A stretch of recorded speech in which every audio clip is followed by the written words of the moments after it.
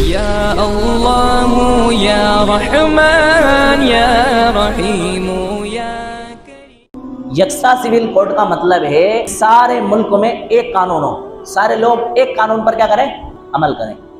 سادے الفاظ میں اس کا مطلب یہ ہے کہ ہم جو قانون بنا دیں اس قانون کے حساب سے، اس قانون کی ریت و رواج کے حساب سے اس ملک میں رہنے والا ہر انسان اپنے سارے کام انجام دے۔ مثلا ہم مسلمان ہیں، ہمارے وہاں نکاح کا طریقہ یہ ہے کہ دو گواہ موجود ہوں اور کوشش یہ ہو کہ بڑے مجمع کے اندر نکاح ہو، نکاح کا خطبہ پڑھا جائے اور گواہوں کی موجودگی میں نکاح ہو۔ یہ ہمارے وہاں قانون ہے۔ اب حکومت جو کوئی قانون بنا دے تو ہم اس طریقے کے مطابق نکاح نہیں کریں گے، بلکہ حکومت کے بنائے ہوئے طریقے کے مطابق کیا کریں گے؟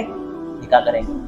ہماری شریعت کا قانون یہ ہے کہ بھائی مرد کے مقابلے میں باپ کی چھوڑی ہوئی جائیداد میں سے لڑکی کو حصہ کتنا ملے گا؟ آدھا۔ اب حکومت یہ قانون بنا دے کہ بھائی لڑکے کو جتنا مل رہا ہے اتنا ہی لڑکی کو ملے گا، یعنی برابر حصہ کر دیا جائے۔ مطلب یہ ہے کہ قرآن کریم کے اس حکم کو چھوڑ کر کے، اللہ تبارک و تعالیٰ کے بنائے ہوئے قانون کو چھوڑ کر کے انسانوں کے بنائے ہوئے قانون پر کیا کیا جائے؟ ہمارے وہاں شریعت کا قانون یہ ہے کہ مسلمان کو مرنے کے بعد اس کا کفن دفن کا انتظام کیا جائے، اس کی نماز جنازہ پڑھی جائے، اس کی تدفین کی جائے۔ اب گورنمنٹ یہ قانون بنا دے کہ نہیں، سارے لوگوں کا جو ہے انتم سنسکار ایک طریقے پر کیا جائے گا، مطلب یہ ہے کہ ہم اپنے مذہب کو چھوڑ کر کے اس طریقے کے مطابق اپنا کیا کریں؟ انتم سنسکار کریں۔ یہ چیز ہمیں قابل قبول نہیں ہے۔ گویا کہ دوسرے الفاظ میں مطلب یہ ہے کہ یکساں سول کوڈ ہماری شریعت کے اپوزٹ میں، مخالفت میں، بالکل ایک دم الٹا ہے۔ یکساں سول کوڈ ہمارے مذہب، ہمارے دین، ہماری شریعت، ہمارے اسلامی لا، اسلامی قانون سے میل کھا ہی نہیں سکتا۔ اور یہ بات ہم اس لیے ڈنکے کی چوٹ پر اس لیے کہہ رہے ہیں کہ خود ہمارے آئین نے، ہمارے ملک کے دستور نے، قانون نے ہمیں ہمارے لا پر چلنے کی اجازت دی ہے۔ جب اس ملک کے اندر انگریزوں کا قبضہ ہوا اور اس ملک کے سارے شہریوں نے سارے اختلافات بھلا کر کے یکجان ہو کر کے بیرونی دشمن کو بھگانے کی انتھک کوشش کی، اس کے اندر سب سے پیش مسلمان رہا۔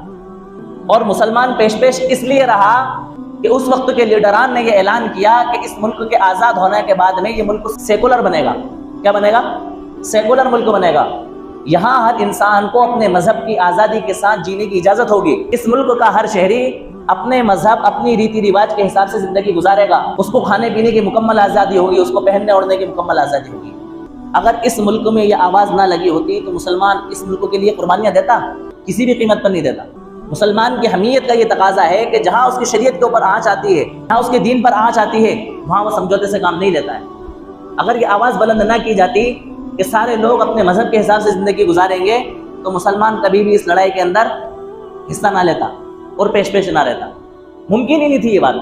تو یہ آواز دی گئی، اور اس ملک کے آزاد ہونے کے بعد میں سب سے پہلے، ملک کی آزادی سے پہلے میں آپ کو بتاؤں، 1937 کے اندر ایک ایکٹ بنا جس کے اندر یہ کہا گیا کہ مسلمانوں کے لیے ان کا مسلم پرسنل لا ہوگا۔ 1938 کے اندر ہری پور کی ایک کانفرنس میں، کانگریس کی کانفرنس میں یہ اعلان کیا گیا کہ مسلمانوں کے ذاتی معاملات میں اور مسلمانوں کے شریعت ایکٹ کے اندر اور مسلمانوں کے پرسنل لا کے اندر کسی طرح کی دخل اندازی نہیں کی جائے گی۔ کوئی حکومت، اکثریت مسلمانوں کی کسی بھی لا کے اندر چھیڑ چھاڑ نہیں کرے گی۔